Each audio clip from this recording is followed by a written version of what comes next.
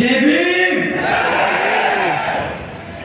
साथियों, यहाँ आप सब जो आज इतनी देर से हम सबका इंतजार कर रहे हैं, पहले तो मैं आप सभी को तहे दिल से धन्यवाद करता हूँ।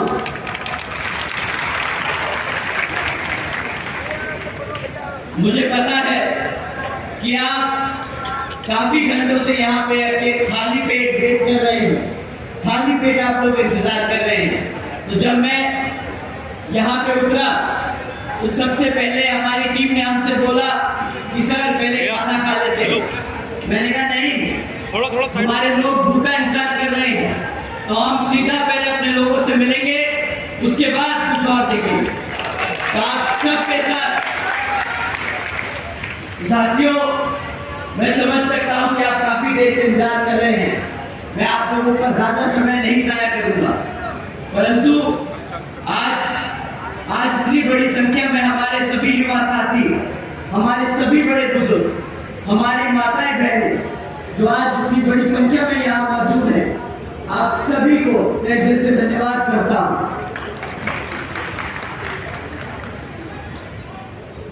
साथियों, सबसे पहले मैं हमारे सभी संतों, गुरुओं, महापुरुषों को, जिसमें खासकर महात्मा ज्योतिबा फूले, छत्रपति शाहू जी महाराज, नारायण गुरु पेरियार रामास्वामी जी, बाबा साहब डॉक्टर भीमराव अम्बेडकर जी एवं मान्यवर साहब श्री काशीराम जी को नमन करता हूँ। साथियों, इस लोकसभा के संबंध में जरूरी बातें आप लोगों के बीच में रखने से पहले मैं बहुजन समाज पार्टी की राष्ट्रीय अध्यक्ष व उत्तर प्रदेश की 4 बार मुख्यमंत्री व पूर्व सांसद आदरणीय बहन जी के नाम से लोकप्रिय बहन कुमारी मायावती जी को भी पूरे तहे दिल से आभार प्रकट करता हूं। साथियों, बहन जी ने अपना पूरा जीवन यहाँ वाम से बीएसपी के जन्मदाता व संस्थापक मान्यवर साहब श्री कांशीराम जी के बताए हुए रास्ते पर चलकर परम पूज्य बाबा साहब डॉक्टर भीमराव अम्बेडकर जी के बताए हुए मानवतावादी व आत्मसम्मान व स्वाभिमान के मूवमेंट के कारवा को अपने आजीवन त्याग, तपस्या व कड़े संघर्ष के जरिए नई राजनीतिक ऊर्जा व शक्ति व पहचान दी है तथा उत्तर प्रदेश जैसे विशाल व महत्वपूर्ण राज्य में 4 बार अपनी पार्टी बीएसपी के नेतृत्व में सरकार बनाकर खासकर बहुजन समाज के लिए एक ऐसी मिसाल बन चुकी है जिससे प्रेरणा लेकर करोड़ों लोग आज यहाँ सामाजिक परिवर्तन व आर्थिक तरक्की के विजन कार्य से जुड़ चुके हैं। इतना ही नहीं, बल्कि मैं खुद भी उनके इस नेतृत्व से प्रभावित होकर बीएसपी के मूवमेंट से जुड़ चुका हूं और उनके पथशिलों पर चलकर उस मिशनरी दायित्व, कर्तव्य व फर्ज को पूरा निभाने की कोशिश करता रहूंगा। साथियों, जैसा कि आप जानते हैं, लोकसभा चुनाव चल रहे हैं और इन चुनावों में भी पहले की तरह ही यहाँ पर इस बार भी दुश्मन साम दाम दंड भेद का इस्तेमाल करेगा। और साथियों, दुश्मन आप लोगों को सामने से आकर वार नहीं करने वाला।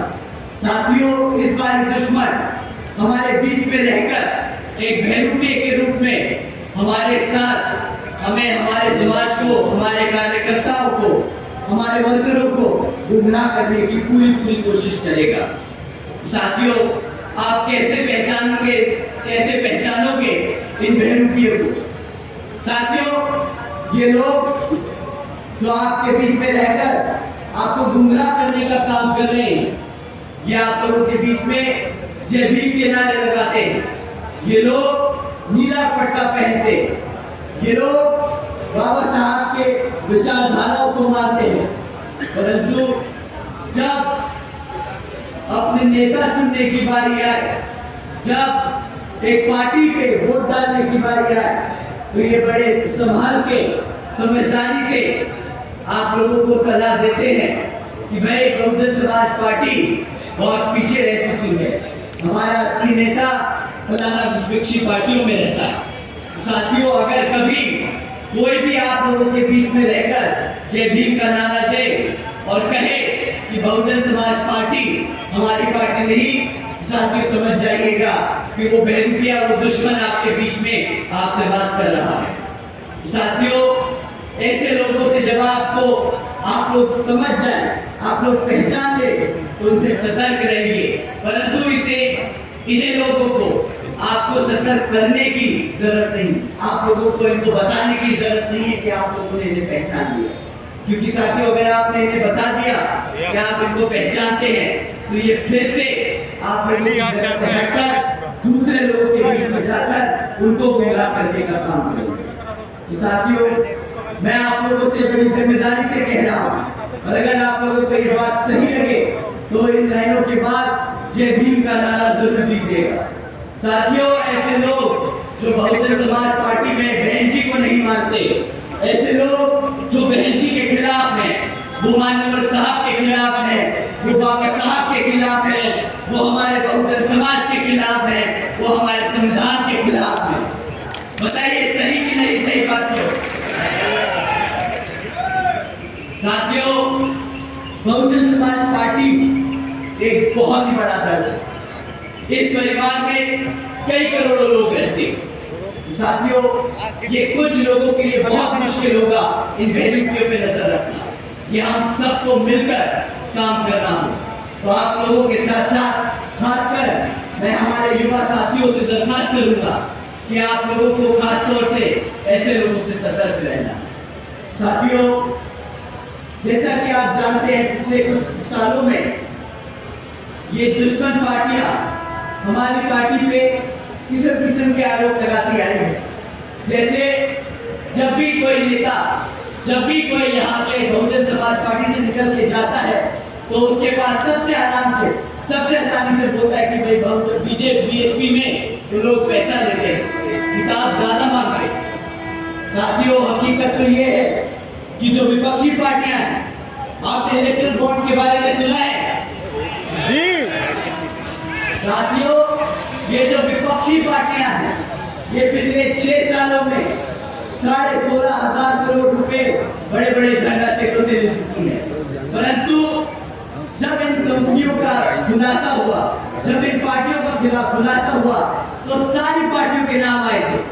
भाजपा, कांग्रेस, समाजवादी पार्टी, सब पार्टियों के नाम आए, परंतु एक पार्टी थी जिसका इन सब में नाम नहीं आया। आप जानते हैं कौन सी वो राष्ट्रीय पार्टी है जिसने किसी भी धरना सेठ से 1 रुपया नहीं लिया?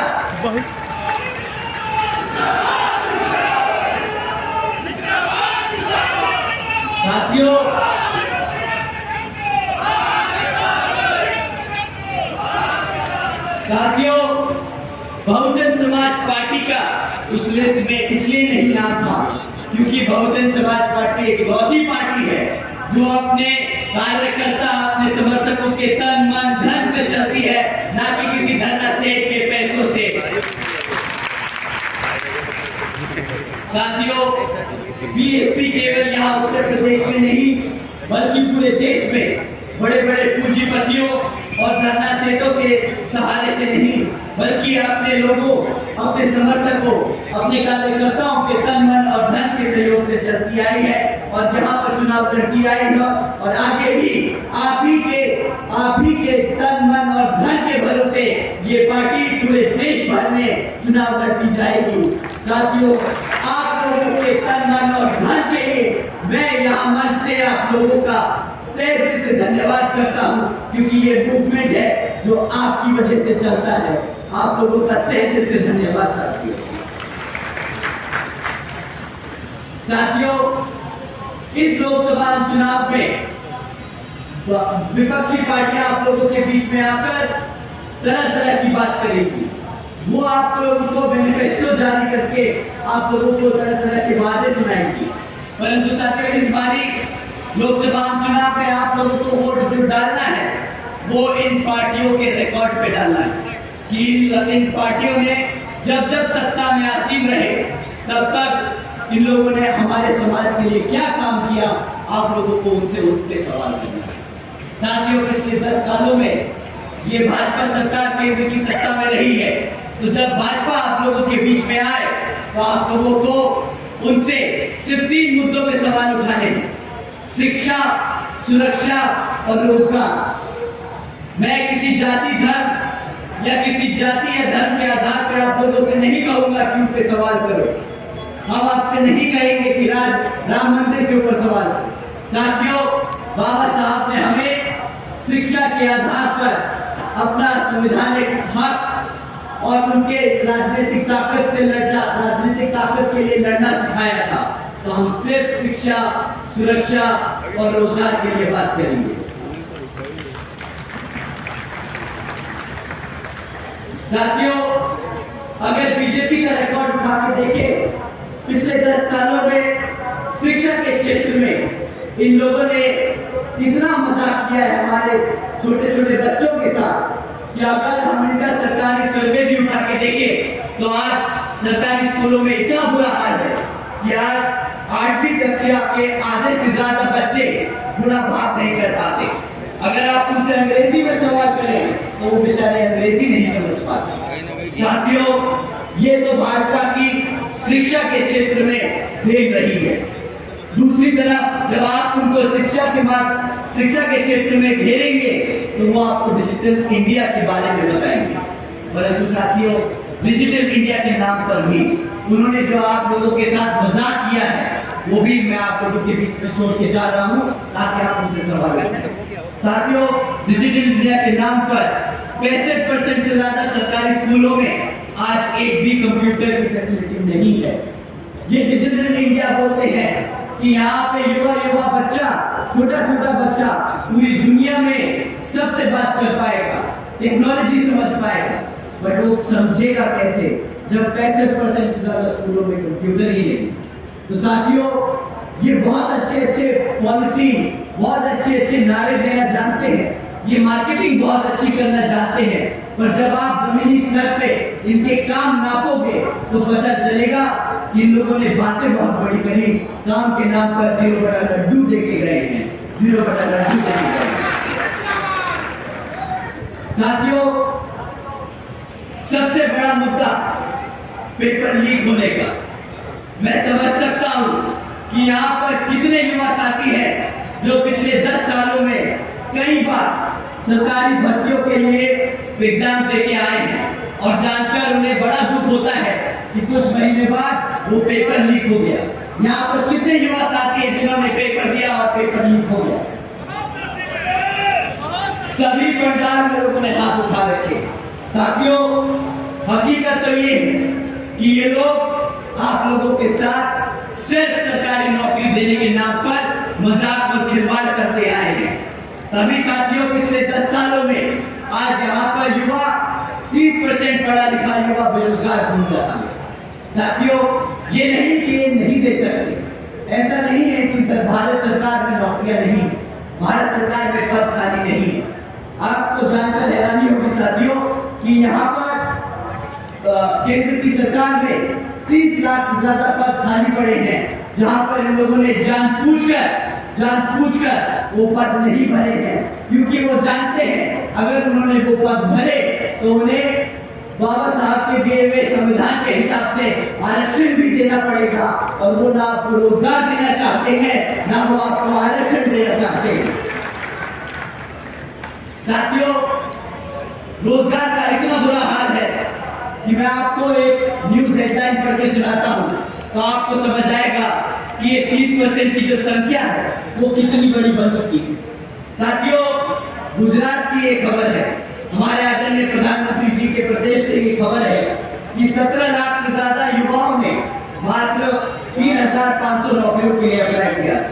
साथियों, अगर सिर्फ 3,500 नौकरियां निकली तो उसके लिए 17 लाख बच्चों ने अप्लाई किया।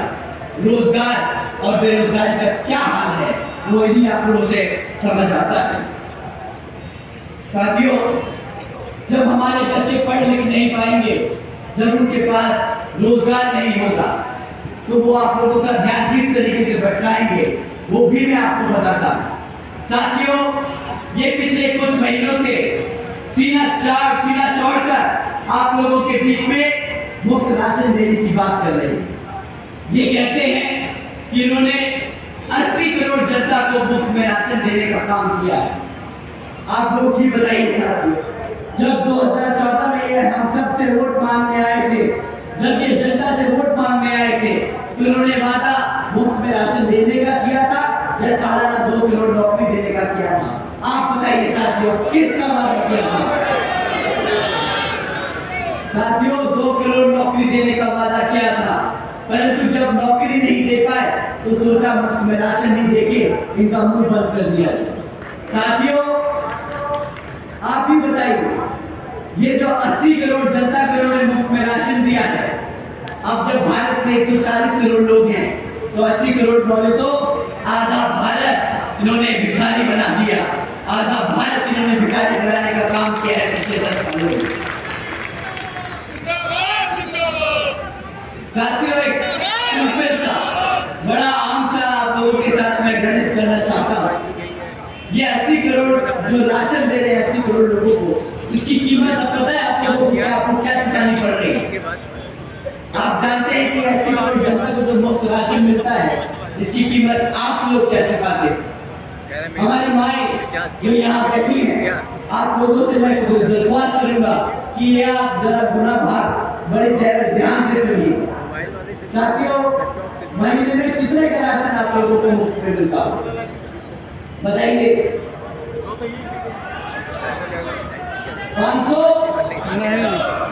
5 किलो?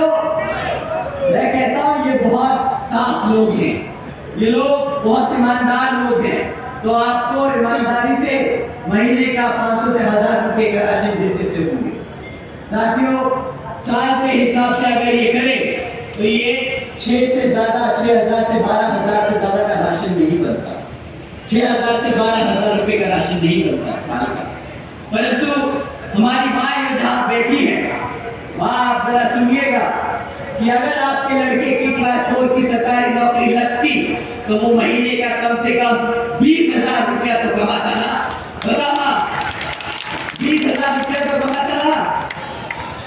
माँ, वो आपका लड़का साल का 2.5 लाख रुपया आपके घर में ला के रखता, जहाँ पे ये आपको 6,000 या 12,000 रुपए का राशन देते हैं। ये 12,000 राशन 12,000 रुपए के राशन पे जो 2.5 लाख का चूना आपको लगा रहे हैं, तो इस बारी साथियों, जिस थैले में भर के इन्होंने आपको राशन दिया था, वही थैला इनको थमाकर खाली कर इन्हें वापस भेज देना और बता देना कि मेरा वोट मेरे हाथी के साथ है, मेरा वोट मेरी बहन जी के साथ है।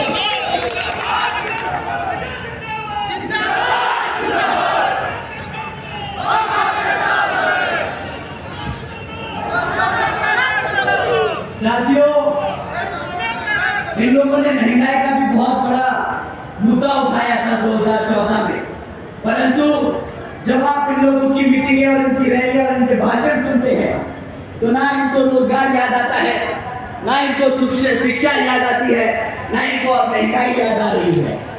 साथियों, बताइए कि आप लोग इस मीटिंग में आने के लिए कितने रुपए का पेट्रोल डला कर आए हैं? बताइए साथियों, कितने का पेट्रोल डला है? 100 रुपया? 200 रुपया? 3,000? तुम्हारी गाड़ी ज्यादा पी रही है तेल भाई।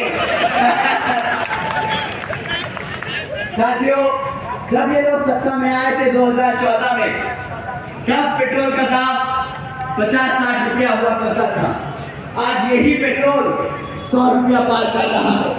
परंतु अब ये आप लोगों से पेट्रोल के दामों के बारे में बात नहीं करेंगे, क्योंकि उन्हें पता है कि उन्होंने पिछले 10 साल में सिर्फ और सिर्फ महंगाई कर अपने धरना सेठों के जेब भरने का काम किया है। हमारे गरीब और हमारे बहुजन समाज के लिए एक भी काम ये लोग नहीं निभा सकते। साथियों, अभी कुछ दिन पहले ही बीजेपी के बहुत बड़े नेता ने हमसे कहा कि कुछ लोग बीजेपी को बुलडोजर की सरकार कहकर बदनाम करने का काम कर रहे हैं। वो जो नेता है वो यही उत्तर प्रदेश से सांसद है और बहुत ही उच्च स्तर पे यहाँ भारत सरकार में एक पद पर है। वो कहते हैं यूपी में बीजेपी की सरकार ने जनता के लिए बहुत से काम किए। आपको अपनी आंखें खोल कर देखना चाहिए और पता करना चाहिए कि यूपी में कितनी तरक्की हो रही है। तो साथियों, वो बहुत बड़े नेता हैं, इसलिए हमने उनकी बात मानी और हमने अपनी आंखें खोल कर देखा और कहना बंद कर दिया कि यूपी की सरकार बुलडोजर की सरकार नहीं है। परंतु जो हमने जाना वो हम आप लोगों के सामने रख रहे हैं। फिर आप बताइएगा कि यूपी की सरकार तरक्की की सरकार है या फिर बर्बादी की सरकार। साथियों, जब हमने जाना, जब हमने पढ़ाई लिखाई करी इसके बारे में, तानबीन करी, तो हमें पता चला कि पिछले एक साल में हमारे उत्तर प्रदेश में 65,000 से ज्यादा हमारी बहन बेटियों और माताओं पर अत्याचार के केस दर्ज किए गए हैं। साथियों, यही नहीं बल्कि 400 से ज्यादा किसानों ने यहाँ उत्तर प्रदेश में अपनी खुद की जान ले ली, क्योंकि इनकी भाजपा की सरकार की चलती गलत नीतियों के तहत। साथियों, ये भी खबर सुनी हमने कि 62 पीयू की नौकरियों के लिए 90,000 से ज्यादा यहाँ पीएचडी ग्रेजुएट्स और मास्टर्स के स्टूडेंट्स ने इन पियून की नौकरी के लिए अप्लाई किया। साथियों, यही नहीं, 40% से ज्यादा 5 साल की कम उम्र के बच्चों कुपोषण के शिकार हैं। यूपी में बच्चों के खिलाफ यौन शोषण के मामले देश में सबसे ज्यादा हो चुके हैं। हमारे यूपी में हत्याओं के केस यहाँ पर देश में सबसे ज्यादा हो चुके हैं। आदरणीय नेताजी, आप जिस उत्तर प्रदेश के वाराणसी से सांसद है, वो प्रदेश आज भारत का किडनैपिंग कैपिटल बन चुका है। साथियों, किडनैपिंग कैपिटल बन चुका है। आज उत्तर प्रदेश में 16,000 से ज्यादा क्या किडनैपिंग के केस दर्ज किए जाते हैं। तो ठीक है साथियों, हम नहीं बोलेंगे बुलडोजर की सरकार। आप लोग जो यहाँ की सरकार को तरक्की की सरकार बता रहे थे, उसको हम बदतमीजी और गद्दारी की सरकार कहते हैं। साथियों, जो सरकार अपने बच्चों को भूखा रखे, जो सरकार अपनी बहन बेटियों पर अत्याचार होने दे, जो सरकार युवाओं को बेरोजगार रखे, जो सरकार अपनी आवाम को मुफ्त के राशन के नाम पर गुलाम बना कर रखे, वो सरकार निकम्मी सरकार। साथियों, 2 करोड़ नौकरी का वादा देकर युवाओं के साथ जो धोखा किया वो मत भूलिएगा वोट डालते वक्त। अग्निवीर योजना चलाई थी, उसके नाम पर भी जो मजाक किया है वो भी मत भूलिएगा, क्योंकि मुझे पता है यहाँ से हजारों बच्चे आर्मी और पैरामिलिट्री फोर्सेस के लिए अप्लाई करते हैं। तो जब वो अग्निवीर योजना आई थी तो कितने लोगों को लाठी पड़ी थी, मुझे पता है हमारे युवा साथियों को, जब वो लाठी पड़ी थी तो क्या उनपे बीत रही थी। तो डालते वक्त वोट वो याद रखना साथियों, जब इन्होंने हमें शिक्षा के क्षेत्र में पढ़ने नहीं दिया, जब इन्होंने हमें रोजगार नहीं दिया, तो हमें हमारे रिजर्वेशन से भी हमें दूर कर दिया। नोटबंदी का बात भी किया था इन्होंने, कहा था विदेशों से काला धन लेके आएंगे और हर एक व्यक्ति को 15 लाख रुपए देने का काम करेंगे। आए 15 लाख साथियों आप लोगों के खातों में? नहीं आए ना 15 लाख? आपको पता है आपके साथ क्या हुआ है पिछले 10 सालों में? 15 लाख का वादा किया था।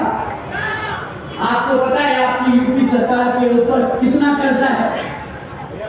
आप लोग जानते हैं कि जब यहाँ यूपी में एक बच्चा पैदा होता है तो आज वो 3.5 लाख कर्जे के साथ पैदा होता है। इतना सरकार ने कर्जा ले लेके यहाँ की जनता को भिखारी बना दिया, गरीब बना दिया।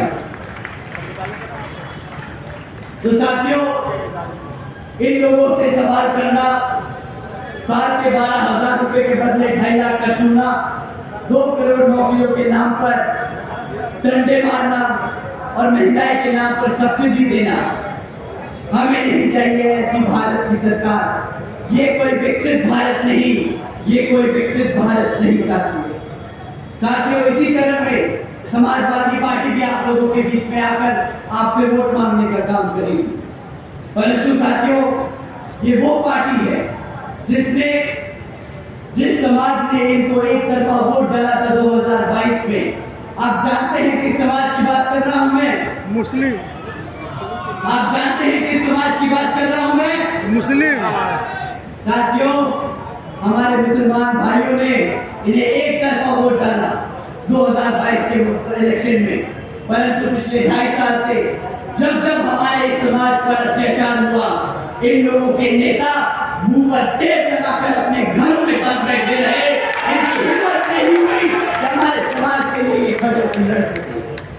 साथियों, परंतु जब रिजर्वेशन इन प्रमोशन का बिल राज्यसभा में आया तो इनके मुंह से वो टेप उतर गए।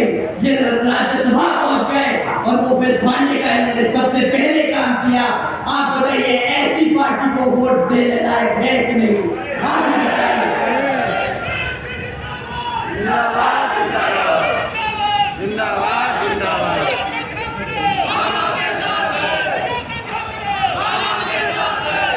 साथियों, जो समाजवादी पार्टी अपने आप को ओबीसी समाज से कहती है, वही समाजवादी पार्टी अपने ओबीसी समाज के रिजर्वेशन के खिलाफ राज्यसभा में बिल भरने का काम करती है। इन लोगों को वोट डालना मतलब अपने समाज से गद्दारी करने बराबर होगा। साथियों, इनको वोट डालना बिल्कुल नहीं।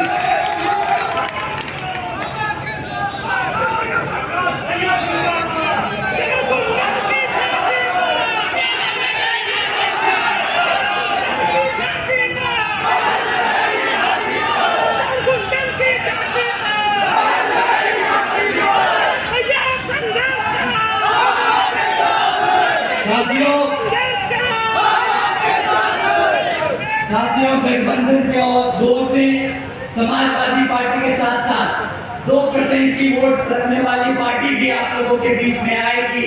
वो हाथ दिखाने वाली पार्टी है ना, जो हाथ दिखाती है, क्या नाम है? कांग्रेस पार्टी भी आप लोगों के बीच में आएगी। वो आजकल कह रही है कि हम अपने सभी SC ST OBC में पिछड़े समाज को रिजर्वेशन देने की पूरी कोशिश करेंगे। साथियों, उनसे कोई पूछे कि भाई पिछले 60 साल से जब आप सत्ता में थे तब आपको अपने Bahujan Samaj, SC ST OBC समाज, पिछड़ा समाज नहीं याद आया? आज इस पार्टी का अस्तित्व खतरे में है तो इसे आपकी याद आ रही है। साथियों, इनको अब आपकी याद आ रही है। जब इन्होंने आपको सही समय पे मदद नहीं करी तो इनको भी नहीं बनता आप लोगों के सामने आए। तो जब ये हाथ लेकर आप लोगों के सामने आए तो उस हाथ में खाली एक चवन्नी पकड़ा देना और बोल देना, ये लो हमारी तरफ से तुम्हें दक्षिणा, जाओ अपने घर। उत्तर प्रदेश हाथी का प्रदेश है, उत्तर प्रदेश बहुजन समाज का प्रदेश है, उत्तर प्रदेश बहन कुमारी मायावती जी का प्रदेश है। मोहर लगेगी हाथी पर, मोहर लगेगी हाथी पर, मोहर लगेगी हाथी पर। हम आपके साथ हैं साथियों, हम आपके साथ हैं। साथियों, बहुजन समाज पार्टी एक इकलौती पार्टी है जिसने हर समाज को सम्मान देने का काम किया है। आप सब ने देखा किस तरह बीजेपी ने क्षत्रिय समाज और मुस्लिम समाज का अपमान किया है, लेकिन आपकी नेता ने गाजियाबाद से गाजीपुर तक किस तरह क्षत्रिय और मुसलमान समाज को सम्मान देने का काम किया है वो आप लोगों ने देखा है। आप लोगों ने देखा है किस तरह हमने किस समाज से यहाँ पर प्रत्याशी उतारने का काम किया। साथियों, अगर मैं इनकी विफलताएं गिनाने बैठूंगा तो शाम की जगह कल सुबह हो जाएगी, परंतु इनकी गिनती नहीं खत्म होगी। मैं आपसे बहन जी के कामों के बारे में बात करना चाहूंगा। साथियों, जो नीतियां मैं आप लोगों को बता रहा हूं, उन्हीं नीतियों पर चलकर आगे बहन जी पूरे देश में जब प्रधानमंत्री बनेगी तो पूरे देश में इन नीतियों पर चलकर सब समाज में से बहुजन समाज के साथ साथ सब गरीब और जरूरतमंद लोगों की मदद करने का काम करेंगे। साथियों, जैसा कि आप जानते हैं 2004 से 12 की शासनकाल में बहन जी ने उत्तर प्रदेश में पूर्ण बहुमत से सरकार स्थापित की थी और इस सरकार के तहत जो बहन जी ने काम किया उसे हम बहन जी के गवर्नेंस मॉडल को कहते हैं, बहन जी मॉडल गवर्नेंस कहते हैं।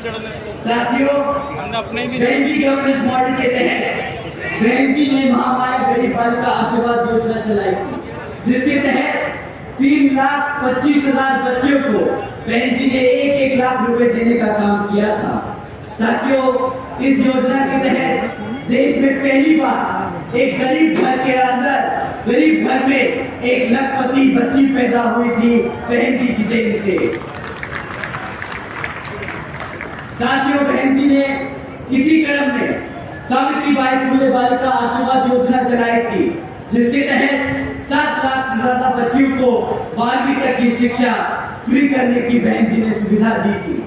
साथियों, आप जानते हैं बहन जी ने शिक्षा मुफ्त में दी थी, राशन नहीं, क्योंकि बाबा साहब कहते थे कि शिक्षा वो शेरनी का दूध है, जो पिएगा वो दहाड़ेगा।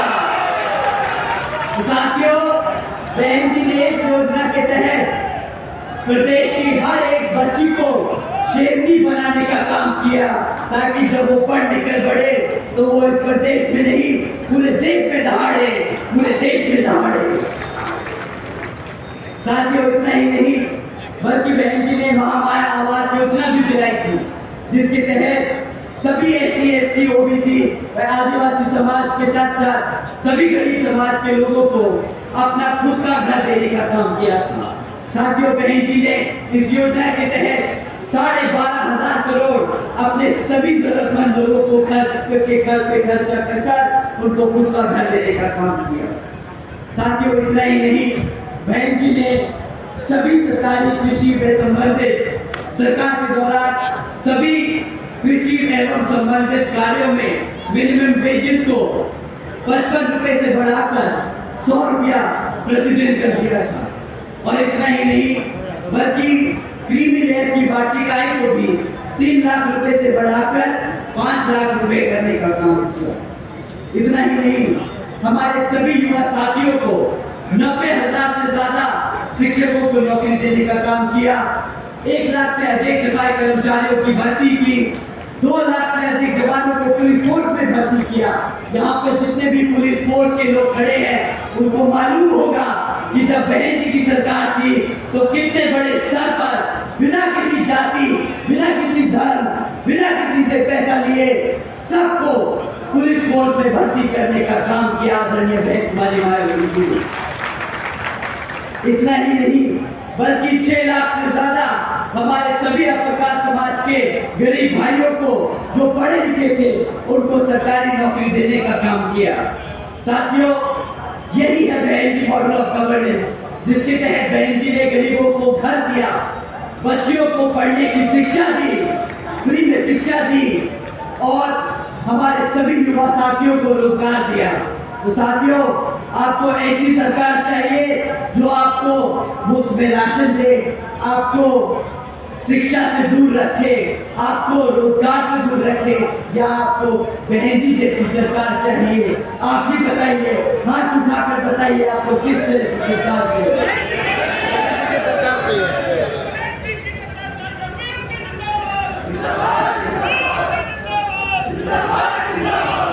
साथियों, मैं आपसे यही खास अपील करता हूं कि इस समय आप लोग आपस के मनमुटाव झगड़ों को एक तरफ कर यहाँ हमारी तरफ से जो बहन जी ने प्रत्याशी आप लोगों को दिए हैं, आप उनको आने वाले लोकसभा चुनाव में भारती के सामने वाला बटन दबाकर भारी वोटों से जिताने का काम करें। साथियों, कुमार हयात अंसारी जी को जो अंबेडकर नगर से लड़ रहे हैं, आप इनको भारी वोटों से जिताने का काम करें। आप लोगों से जोर अपील है। साथियों, सच्चिदानंद पांडे जी जो यहाँ से अयोध्या से हमारे लोकसभा चुनाव के प्रतिनिधि हैं, आप इनको भी भारी वोटों से जिताकर पार्लियामेंट में भेजने का काम करें, ताकि ताकि ये पार्लियामेंट में जाकर आप लोगों के हकों के लिए लड़ सके। साथ ही इसी क्रम में उदराज वर्मा जी जो यहाँ से सुल्तानपुर से आपके प्रत्याशी हैं, इनको भी आप भारी मतों से जिताकर पार्लियामेंट में भेजने का काम करें। साथियों, ददन खान जी, मैं आप लोगों से दरख्वास्त करता हूं और ये बहन जी की भी पुरजोर अपील है, आप सभी इन सभी हमारे प्रत्याशियों को भारी वोटों से जिताकर पार्लियामेंट में भेजने का काम करें, ताकि फिर ये सब आप लोगों के हितैषी, आप लोगों के हकों के लिए लड़ सके और बहन जी को प्रधानमंत्री बना सके। अपनी बात यही समाप्त करते हुए आप लोगों का एक बार फिर से धन्यवाद करता हूँ। जय भीम, जय भारत।